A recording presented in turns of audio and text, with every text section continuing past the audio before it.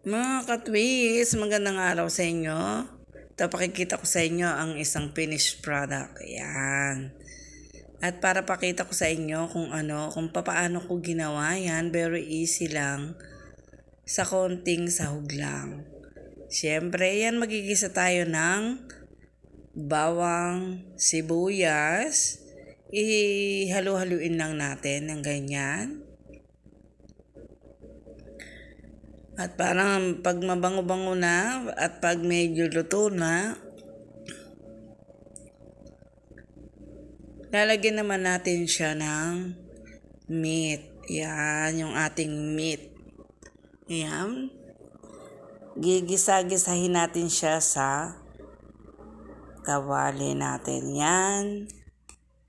At pagkatapos, lalagyan siya natin ng konting laurel. Siyempre, lalagyan natin ng konting laurel para hindi siya malansa, di ba?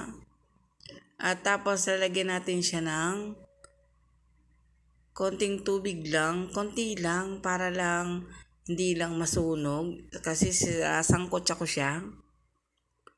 Ayan, ikinlos ko muna. At eto, ayan, luto na siya. Pinalalambot lang natin. Hintayin lang natin siyang lumambot ng konti kasi parang medyo matigas pa. Ayan, halu-haluin lang natin ng ganyan.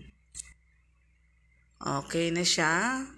At pagkatapos dagdagan natin siya ng katiting na tubig. Ayan. Ayan, malambot na. So, ilagay na natin yung ating mga pangsahog katulad ng atay. Atay siya ng meat. Ayan. Tapos, ang nilagay ko dyan, hindi patatas, gabi. At carrots. Alam niyo ba yung gabi? Yun ang nilagay ko. Laman ng gabi kasi wala akong patatas. Siyempre, yan nilagay natin. Halu-haluin lang natin siya. At then, ilagyan na pa natin ng iba pang sahog. Katulad ng yan yung ating mga ubas. Yan, raisin, dry raisin. Yan, ihahalo natin sa kanya ng ganyan. Sinamahan ko ng dry raisin para maging masarap siya.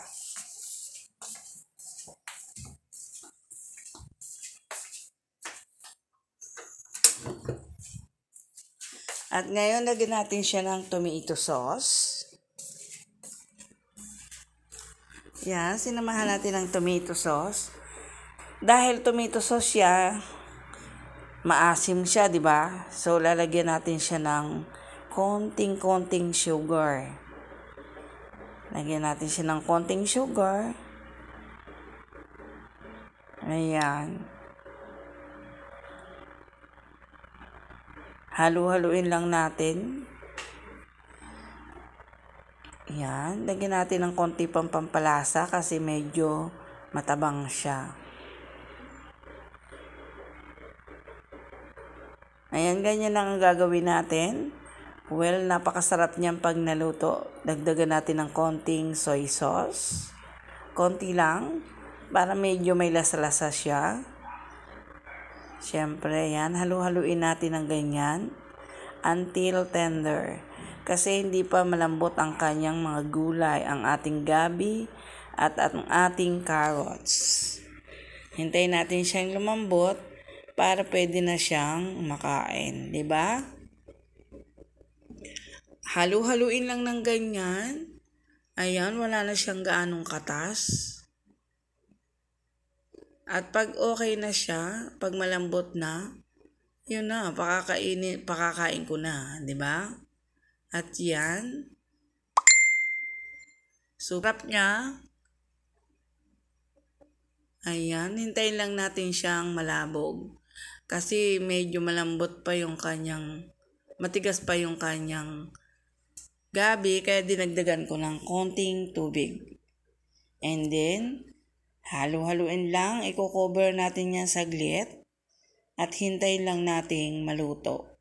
Pag lutong-luto na, Ayan na, kainan na. At eto, yan na siya. 'Di ba? Sobrang thick na ang kanyang sabaw, kaya nilagyan natin ng sili. Kasi wala tayong pang-anghang. Yan, konting sili. Para bukod sa pampabango, pampaanghang, masarap yan. Makakain mo yan ng ganyan, di ba? At syempre yan ang ating gagawin. Halu-haluin lang ng konti. At atin niyang cover. Ayan, luto na ang ating ulam. Ayan, pwede na nating ihain. At sure ako na napakasarap yan.